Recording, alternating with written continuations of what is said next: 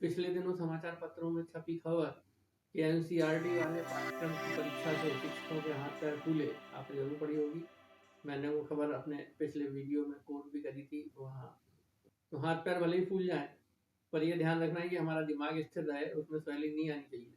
और किसी भी परीक्षा को पास करने के लिए अगर हम स्थिर मस्तिष्क से नियमित रूप से और एक प्लानिंग की तरह तैयारी करते हैं तो कोई भी परीक्षा हमारे लिए मुश्किल नहीं होती है। आप सभी को पर्याप्त अनुभव है, आपने जीवन में बहुत सारी परीक्षाएं भी दी हैं, इसलिए ये कोई बहुत बड़ी चुनौती नहीं है आपके लिए। इसका जो सिलेबस है, उसके जो कंटेंट्स हैं, मैंने उनको देखा हुआ है। आप भी अगर उसमें थोड़ा सा डिटेल्स में जाएंगे तो आप पाएंगे कि ये कोई इतना बड़ा हरक्यूलियन टास्क नहीं है। एग्जाम देने के पहले ये जरूरी है कि एग्जाम की सारी जो प्रिकॉशंस हैं, जो एप्लीकेशंस हैं, जो सावधानियां हैं, जो जरूरी बातें हैं, वो हमें पता होनी चाहिए।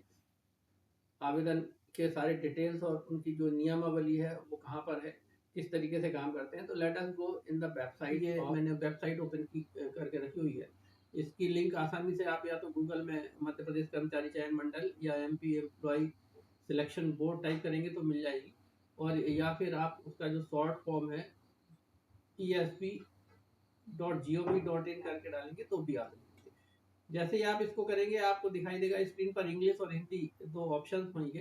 तो मैं यहाँ पर इंग्लिश ऑप्शंस चूज कर रहा हूँ कि जैसे ही आप यहाँ पर जाएंगे तो आप देखेंगे जितने भी एग्जाम्स एम्प्लॉय सिलेक्शन बोर्ड द्वारा आयोजित किए जा रहे हैं उनका सारा डिटेल्स यहाँ पर आपको दिखाई देगा।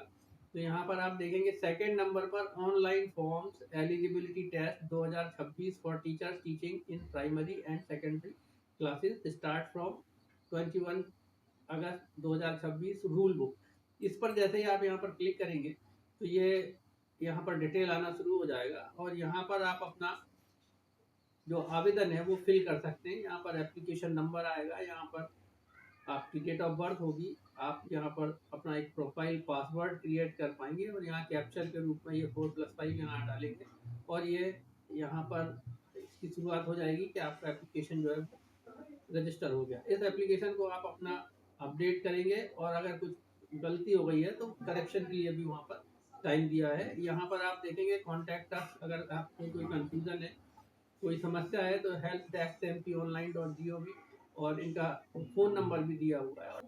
तो एक बार आप ये वेबसाइट ओपन करके और ये सारा डिटेल्स देख लीजिए, समझ लीजिए, ये बहुत ज़रूरी है। को आप ध्यान से देखेंगे तो यहाँ जो भी आपके लिए जानकारी एक्सपेक्टेड है, जो जानकारी आपको रिक्वायर्ड है, वो यहाँ पर मिलेगी। एक बार एप्लीकेशन करने के बाद यहाँ पर आप अपनी प्रोफाइल संख्या से आवेदन संख्या खोजने के लिए यहाँ पर क्लिक कर सकते हैं। यहाँ पर जो दिशा निर्देश हैं वो जानने के लिए ये सारा डिटेल्स यहाँ पर है। अगर आपको कोई प्रश्न है दिमाग में तो ये FAQ भी यहाँ दिया हुआ है। FAQ का मतलब होता है फ्रिक्वेंटली आस्क्ड क्वेश्चंस।